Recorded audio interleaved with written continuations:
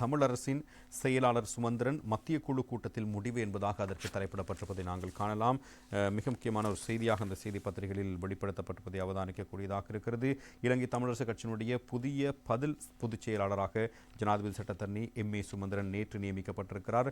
மட்டக்களப்பு களுவாஞ்சிக்குடியில் நேற்று நடைபெற்ற கட்சியினுடைய மத்திய குழு கூட்டத்தில் இந்த முடிவு எடுக்கப்பட்டிருக்கிறது. இதுவரை அந்த பதவியில் இருந்த மருத்துவர் சத்தியலிங்கம் எம்பி சுகையினம் காரணமாக பதவியில் தான் தொடர்ந்து இருக்க முடியாது என கூட்டத்தில் அறிவித்தமை அடுத்துதான் இந்த முடிவு எடுக்கப்பட்டிருக்கிறது. சத்தியலிங்கத்துக்கு அடுத்து கட்சியில் சிரேஷ்ட துணை செயலாளராக இருந்த சுமந்திரனை பொதுச் செயலாளராக நியமிப்பது என மத்திய குழு உடனடியாக தீர்மானித்திருந்தது. அந்த முடிவுக்கு கட்சியின் பாராளுமன்ற உறுப்பினர் தலைவர் ஸ்ரீதரன் எம்பி, ஸ்ரீநேசன் எம்பி மற்றும் முன்னாள் எம்பி யோகேஸ்வரன் ஆகியோர் தமது எதிர்ப்பை பதிவு செய்திருந்தார்கள். எனினும் அவர்களுடைய எதிர்ப்பை மீறி அந்த நியமனத்தை மத்திய குழு மேற்கொண்டிருக்கிறது.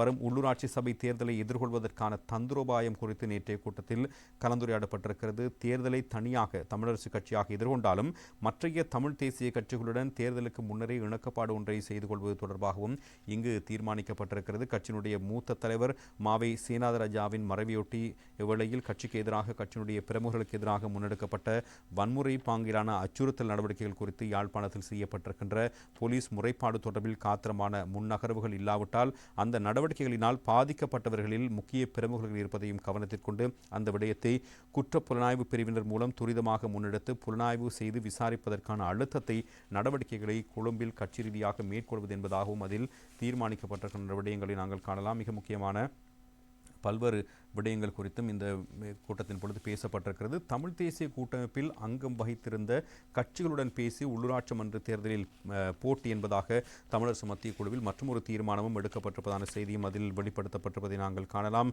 உள்ளூராட்சி சபை தேர்தலில் தமிழர்கள் தமிழ் கட்சிகளுக்கே வாக்களிக்க வேண்டும் என்ற கோஷத்தை முன்னெடுப்பதென்றும் இதன் பொழுது தீர்மானிக்கப்பட்டிருக்கிறது. இலங்கை தமிழரசு கட்சியினுடைய மத்திய செயற்குழு கூட்டம் நேற்று மட்டக்களப்பு கல்லடியில் நடைபெற்றிருந்தது. இதன் பொழுதுதான் இந்த உள்ளூராட்சி சபை தேர்தல் புதிய அரசியல் தீர்வு விவகாரம் பற்றியும் ஆராயப்பட்டிருக்கிறது.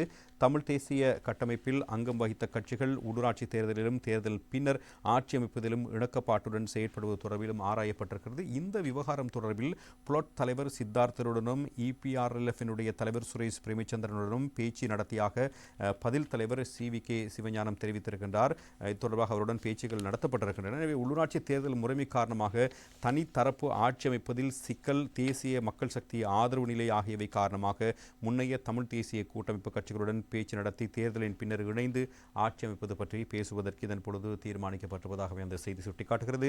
இந்த பேச்சுக்களை பதில் தலைவர் சி.வி.கே. சிவஞானம், பதில் செயலாளர் சத்தியலிங்கம் ஆகிய இருவரும் முன்னெடுப்பதென்றும் இதன் பொழுது தீர்மானிக்கப்பட்டிருக்கிறது. அத்துடன் உள்ளூராட்சி தேர்தலில் தமிழர்கள் தமிழ் கட்சிகளுக்கே வாக்களிக்க வேண்டும், தமிழர்கள் தலைவர்களாக உள்ள கட்சிகளுக்கே வாக்களிக்க வேண்டும் என்ற பிரசாரத்தை முன்னெடுப்பதென்ற ஒரு தீர்மானமும் இதன் பொழுது எடுக்கப்பட்டிருக்கிறது. அரசியல் தீர்வு விவகாரத்தில் பாராளுமன்றத்தில் தமிழ் தேசிய கட்சிகள் ஓரணியாக செயற்படுவது தொடர்பிலும் கஜேந்திரகுமார் பொன்னம்பலம் ஆரம்பித்திருக்கின்ற முயற்சி பற்றியும் ஆராயப்பட்டது. அரசாங்கம் உடனடியாக அரசியல் தீர்வு விவகாரத்தை கையில் எடுக்கும் நிலைமை தென்படாததால் இந்த விவகாரத்தில் அவசரம் காட்டாமல் நிலையை பொறுத்து தீர்மானம் எடுப்பதென்றும் இந்த கூட்டத்தின் பொழுது தீர்மானம் எடுக்கப்பட்டிருப்பதாகவே அந்த செய்தியை சுட்டிக்காட்டுவதையும் நாங்கள் காணலாம்.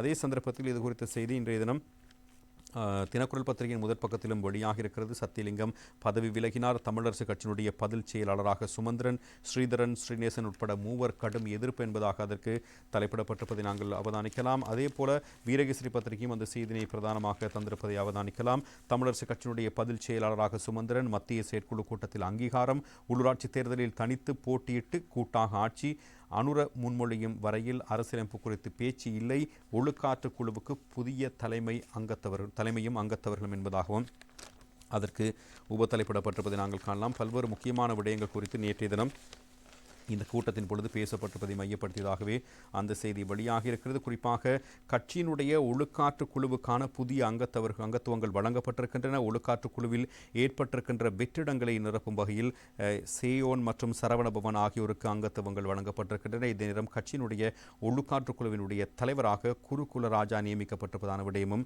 அதில் பிரதானமாக பேசப்பட்ட விடயமாக காணப்படுவதை இன்றைய தினம் பத்திரிகைகள் சுட்டிக்காட்டியிருக்கின்றன.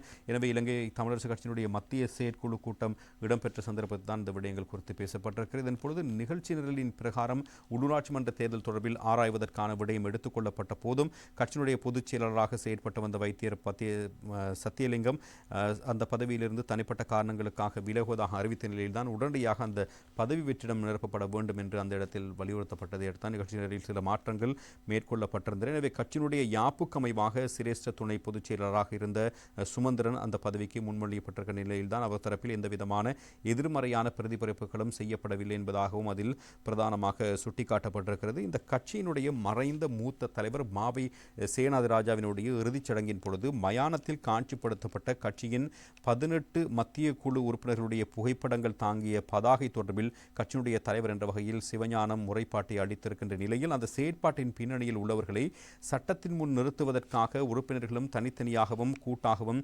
முறைப்பாடுகளை மேற்கொள்ள முடியும் என்றும் வெளிப்படுத்தப்பட்ட கருத்துக்களும் மத்திய குழு அங்கீகாரம் வழங்கியிருக்கிறது.